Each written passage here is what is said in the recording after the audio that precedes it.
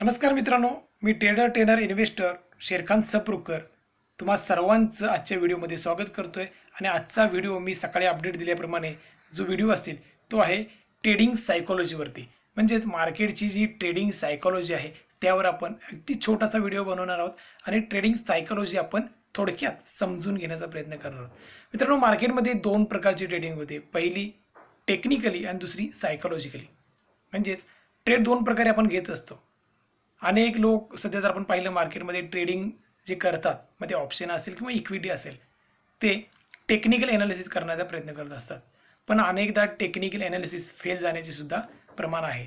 तर आपण टेक्निकली आणि सायकोलॉजिकली ह्या दोन्हींचं ज्यावेळी आपण कंबाईन करू त्यावेळी सक्सेस रेशो जो आहे तो वाढण्याचा या ठिकाणी प्रमाण जास्त आहे।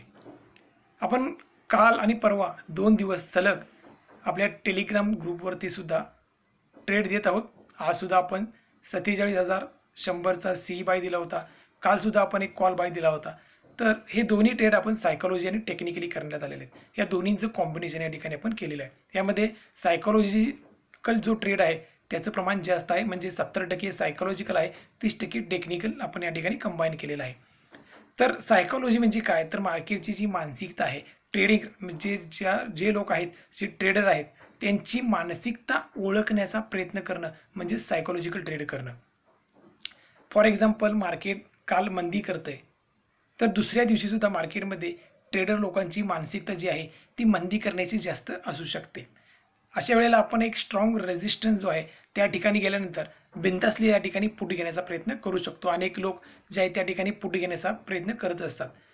सलग 2 दिवस जर मार्केट मंदी करत असेल तर आपण शुअरली या ठिकाणी मार्केट जर गॅप अप ओपन झालं तर आपण शुअरली त्या ठिकाणी पुट बाय करायचं आहे। वन वे आपल्याला सायकोलॉजिकल म्हणजे मानसिकरित्या जे अनेक लोक ट्रेडर आहेत ते या ठिकाणी सेल करत असतात, त्याच्यामुळे वन वे आपल्याला 150, 200, 300 पॉईंट मार्केट खाली येताना आपण बघितलं असेलच। अशा वेळेला आपण सायकोलॉजिकल ट्रेड घेऊ शकतो। पहिल्या दिवशी मंदी झाल्यानंतर दुसऱ्या दिवशी थोडंसं रिस्की असतं, कन्फर्मेशन मिळाल्याशिवाय, टेक्निकली कन्फर्मेशन मिळाल्याशिवाय आपण या ठिकाणी पुट बाय करू शकत नाही। पण सलग 2 दिवस मंदी ज्यावेळेला होते मार्केटमध्ये, अशा वेळेला मात्र आपण कोणतेही टेक्निकल न यूज करता मार्केट जर गॅप अप ओपन झालंच तर आपण त्या ठिकाणी बिनधास्तपणे या ठिकाणी पुट बाय घेऊ शकतो। टॉप लॉस जो असेल तो छोटासा असेल, जास्तीत जास्त 100 ते 150 पॉईंटचा इंडेक्सवरती आपण टॉप लॉस ठेवू शकतो आणि आपण पुट बाय करू शकतो। याच्याच बरोबर उलट आपण काय करू शकतो, जर ज्यावेळेला मार्केट एक दिवस तेजी करेल, दुसऱ्या दिवशी आपण जर मार्केट गॅप डाऊन ओपन झालं आणि कालच्या क्लोजिंग प्राइस किंवा हाय प्राइसच्या आसपास सपोर्ट घेण्याचा प्रयत्न करताना आपल्याला दिसलं तर आपण शुअरली ते त्या ठिकाणी कॉल बाय करू शकतो। सेम कंडिशन आज सुद्धा बनलेली आहे, तुम्ही चार्टवरती बघू शकता। आज सुद्धा मार्केट गॅप ओपन झालं आणि 46,250च्या आसपास मार्केट आल्यानंतर मी सांगितलं होतं की सायकोलॉजिकल आपण या ठिकाणी कॉल बाय करायचं आहे आणि मार्केट वन वे आपल्याला वरच्या दिशेने जाताना दिसलं होतं। काल सुद्धा सेम कंडिशन झाली होती, सपोर्ट लेवल आल्यानंतर आपण कॉल बाय केला होता।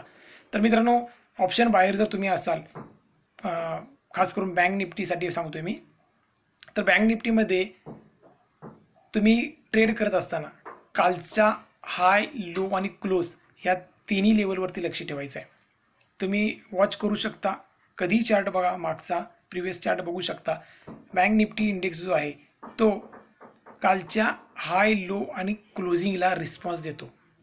जर मार्केट गॅप डाऊन ओपन झालं, म्हणजेच कालच्या लेवलपेक्षा खाली जर ओपन झालं, तर वर जात असताना कालचा लो, क्लोज किंवा हाय जो पहिल्यांदा लागेल तो त्याला रेजिस्टन्सचं काम करत असतो।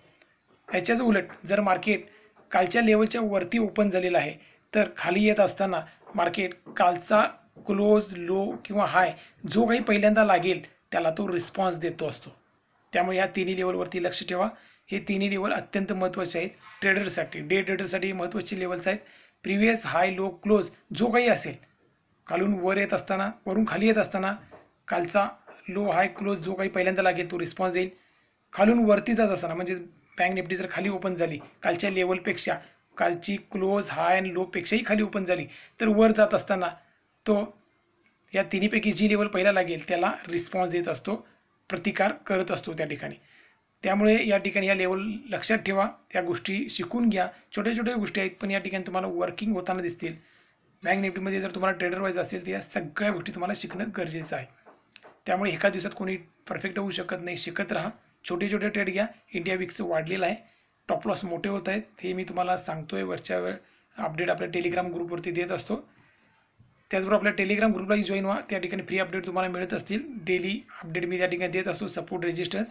त्याचबरोबर डेली एखादा ट्रेडसुद्धा त्या ठिकाणी मी देत असतो तुमच्यासाठी. तिथे तुम्ही जॉईन होऊ शकता. त्याची लिंक मी डिस्क्रिप्शन बॉक्समध्ये तुम्हाला दिलेली आहे. तर इंडिया विक्स वाढलेला आहे, त्यामुळे लॉट साईज कमी करा.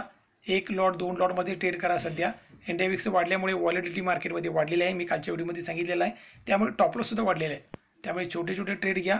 त्याचबरोबर वरच्या लेवलचे जे अपडेट असतील ते उद्याच्या व्हिडिओमध्ये देणार आहे पुढील आठवड्यासाठी. धन्यवाद.